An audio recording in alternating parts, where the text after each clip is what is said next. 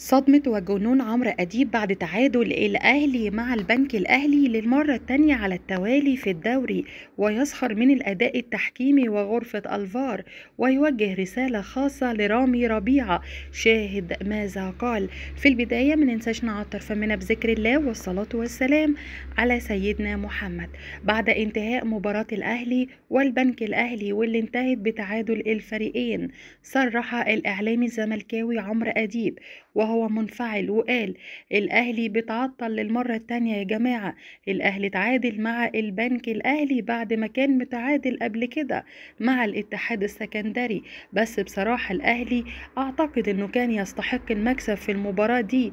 اللي حصل النهاردة في ماتش الأهلي والبنك الأهلي والله بالنسبة لي كوميديا، سواء بقى حكم المباراة اللي لغى الهدف اللي أنا من وجهة نظري شايفه إن هو هدف حقيقي، وكمان ركلة الجزاء اللي كانت في الدقيقة 35 واللي جهاد جريشة أكد إنها ركلة جزاء وبرضه ما اتحسبتش للنادي الأهلي.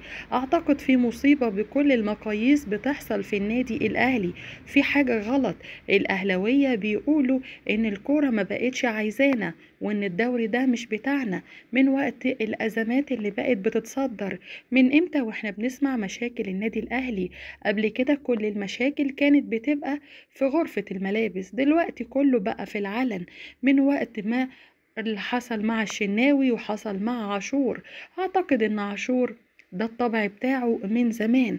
النهاردة الأهلي بيخسر كده 4 طبعا نقط في الدوري. أنا والله حاطط إيدي على قلبي وخايف إن الزمالك بكرة يعملها ويخسر زي ما خسر قبل كده من المصري لما الأهلي خسر من الاتحاد. ما أنا عارف إحنا ملناش نصيب أبدا نتصدر الدوري ولو للحظة مؤقتة.